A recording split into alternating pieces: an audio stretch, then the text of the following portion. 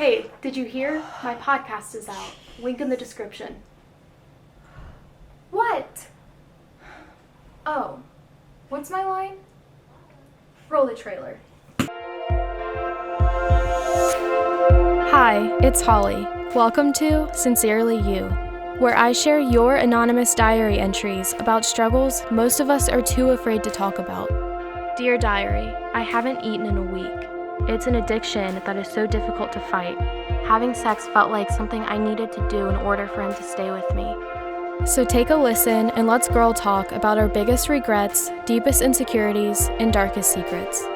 Girls, from where I'm standing, you deserve someone who freaking adores you. Your worth is not based in your appearance, your body, the things you're willing to do with guys. Skinny does not equal happiness. You are definitely not alone. Let's finally get real. Sincerely, Holly.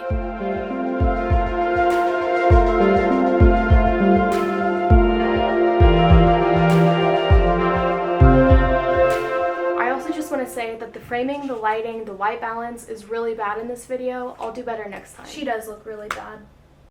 I'm basically gonna do the word search thing where I search random words and then randomly pick an entry associated with that word and then just read it. I just went live on Instagram and I got some word suggestions, so we're gonna go with those. The first word we are going to search is glue. There's 75 results. Dear Diary, I can no longer keep track of all the times I've wondered if I should even carry on. I shatter into a million pieces of every night and glue them all back together every single morning, hiding the cracks under strokes of mascara and streaks of blush, only to have them tear back apart as I lie on my bed staring at the popcorn ceiling and willing myself wings to fly out of this hell that is my own conscience. It's exhausting. All this playing pretend because high school isn't what they told you it would be. Nothing is what they told you it would be. Sincerely, B. I still, to this day, don't understand why everyone romanticizes high school. All the movies, even the adults and parents will say oh, high school is the best 4 years of your life. How? Where? The thing is, I've been through 4 years of high school and I don't remember anything. I don't remember one thing from high school. It was that unimportant. I mean, I guess at times it was good, but there was nothing special about it. Absolutely nothing. What it was school. It was just school. Don't expect it to be anything more than that. Take your classes, try your best, get decent grades, and then get out. As for the rest of this entry, I will say that it does get better after high school. And I know everyone says that, but the reason why isn't because everything magically fixes itself after high school. I think what people mean and what I mean is that you just gain a higher level of awareness. You realize what is important and what's not important. You honestly just develop as a person, your brain develops more and things start to click and you start being able to gain the correct perspective. I'm not saying life after high school is easy because it's definitely not, but things do start to become more clear the older you get and it's really nice. With that being said, B, I'm not trying to invalidate your problems because high school is hard. Just being that age is extremely hard. But please know that it does get better. The next word is bruises. There are 473 results. Dear Diary, I relapsed really bad. I went to a facility for 5 months after constantly being blackout drunk. I'm 15. I was becoming a recovering alcoholic when I was only 14, but I broke down today.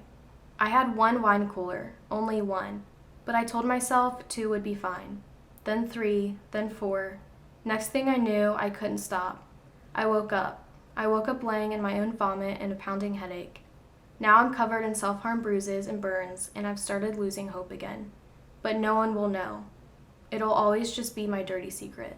Sincerely, Jay. What I'm not going to do is sit here and pretend that I know what to say to something like this. A lot of people look at me or think that I have professional advice to give or that I have experience in a lot of these things, and I just don't. I haven't had to deal with something like this, and I can't imagine going through something like that. If I were to give some advice, I'd obviously suggest telling someone, don't go through something like this alone. I'm at least happy that this person knows that this is an addiction and it's a problem. A lot of people, when it comes to alcohol, I feel like have a problem, but they don't acknowledge it, or they're not even aware of it. A lot of people get into the habit with numbing themselves with alcohol, or even just live for the weekend. Alcoholism doesn't always look like this. It doesn't always look like drinking alone in your room. It can often look like going to parties, socializing, and doing the normal high school thing or college thing. So it's something to be aware of, something to watch out for.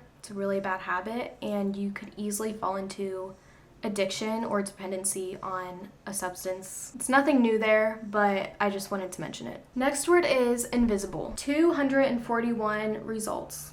Dear Diary, what do people think of me? Am I good enough? Do people pretend to be my friend because they feel bad? I ask myself that every day and change myself for others.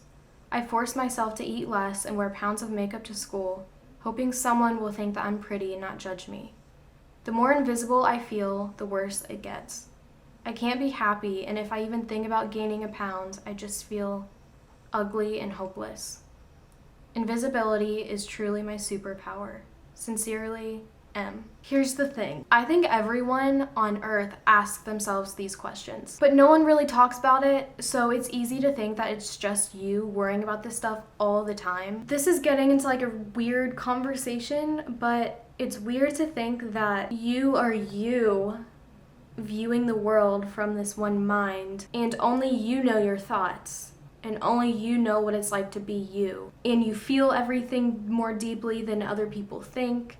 There's a lot going on in your mind that no one else will know. But every other person on this planet has that. Every person is themselves. My point is that it's easy to look at everyone else just walking around on this earth and think that they're just living their lives and nothing is bothering them, because that's what it looks like.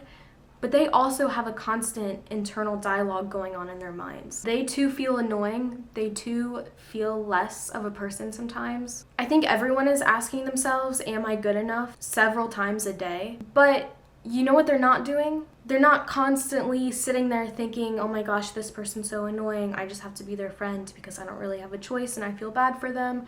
Or this other person is so ugly, I can't believe she even looks like that. I mean, like, do you think that stuff about other people? Because I don't. I'm thinking about how annoying I am, how I look. In a weird way, everyone is selfish and they're only thinking of themselves. And that's kind of comforting. I don't care at all what other people are looking like, to be honest. I don't care. Like, if I see someone in their pajamas walking through the store and they look horrible, I'm just like, oh, okay, that's cool. It honestly makes me feel better, because it's like if I were to do that, I would feel accepted because I see someone else doing it. But what would that person be thinking? They're probably thinking like, oh my gosh, I need to get out of here. I look so horrible. I look so underdressed. I'm a mess. And it's like, I'm just trying to go to the grocery store and get my chips. Like, if you look like that, I don't care. I'm worried about what I look like to you. And the people who are very vocal about making comments about other people and judging others, those are the most insecure people out there. They're so insecure that they have to make other people look less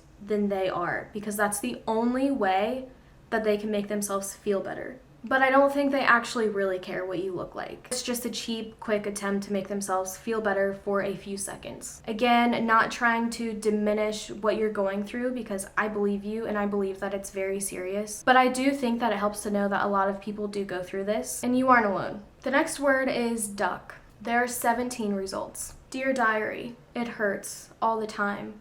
When I see him over any social media, when I see him in person, when I hear his name or how he's doing, I fall apart. I miss him so much, but I know he doesn't feel the same. He was my best friend, but I lost him due to feelings that were caught. I've waited and waited for him to finally realize how good I was for him, but I don't think he's coming back. It hurts me to know that I wasn't good enough for him. At this point, I'm questioning if I'm good enough for anyone. Sincerely, A. I actually get a lot of entries like this, and that's where girls are writing about relationships that they've been in, and then the guy either cheated on them or left them or did something horrible to them, and then the girl believes that she's worth nothing because of that one person. This is how a lot of people view their worth when it comes to dating, from my opinion. Here's the girl, here's the guy. How people often view it is that if the guy treats you bad, like down here, then the girl will bring her worth down here. If he treats her really good, goes up, she feels worthy. How it should be is the girl's worth is up here, and that doesn't change. That's her worth. How a guy treats her should have to measure up to your worth. It's not the other way around, and this is where standards come into play. A, you are good enough. That's a fact. Your worth is innate. It doesn't change. This guy clearly wasn't for you. He didn't love you like you should have been loved. And I'm sorry that he twisted your perception of how you view yourself, because you're a dang catch. Don't let a guy that doesn't know how to treat a girl drag you down with him. The last word is insecure. 919 results. Dear Diary, I don't know why I feel so insecure and unsure of myself right now. I'm normally unapologetic of my personality, but in this moment, I feel bad for existing and it hurts. I hope it goes away by morning. Feeling like a burden is painful. Sincerely, S. I love the word unapologetic. It's how I want to live my life. However, I think we can all relate to this person where we just go through moments of just feeling really horrible about ourselves. Who is it? This is sad. Don't be sad. Can you imagine if everyone just freely lived their lives how they wanted and no one felt like they had to apologize for anything, and everyone just decided that they were done giving a crap about what anyone else thought? What if I did just let go? What if I just decided to not care and stop apologizing for every little thing that I do? And what if people did think I was annoying? And what if I didn't care? That whole idea is so freeing to me. It goes back to the whole idea that no one else really cares. The only time I maybe pretend to care about what someone else is doing with their life is probably for entertainment. And I don't like to admit that, but it's true. Internet drama, I'm pretty sure most of us get sucked into it at some point. But when I step back and think, do I really care what this person is doing?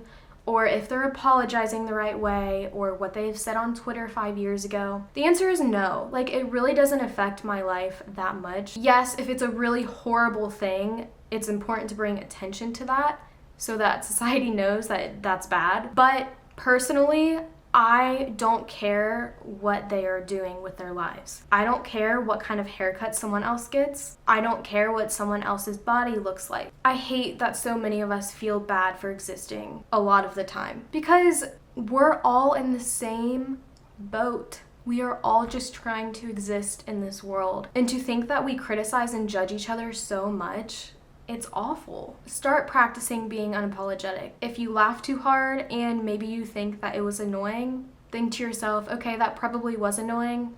I don't care. I'm not sorry. I had a good time. I laughed. I was happy. Moving on. Did I just solve half the world's problems? Absolutely not. But I hope that this can at least be a start to changing the way you think of yourself. That is all for today. If you enjoyed a video like this, let me know and I'll just keep repeating them. I have over 40,000 emails and they're all about different things. Some are interesting, some are funny, some are happy, and some are just like this, talking about what they're going through. But I really think it's helpful and I really like just commenting on them, even if I don't have all the answers. If you have any word suggestions, feel free to leave them below. I'd be happy to look them up and read an entry from that category. My podcast release date is September 23rd, so keep an eye out for that. Basically kind of like this, but I talk more in depth about each one, and it's actually topics that I have something to say about. So the first episode is around 20 minutes long and it's about eating disorders and body image. Follow me on Instagram, it's at submitdeardiary, and subscribe if you haven't. Bye.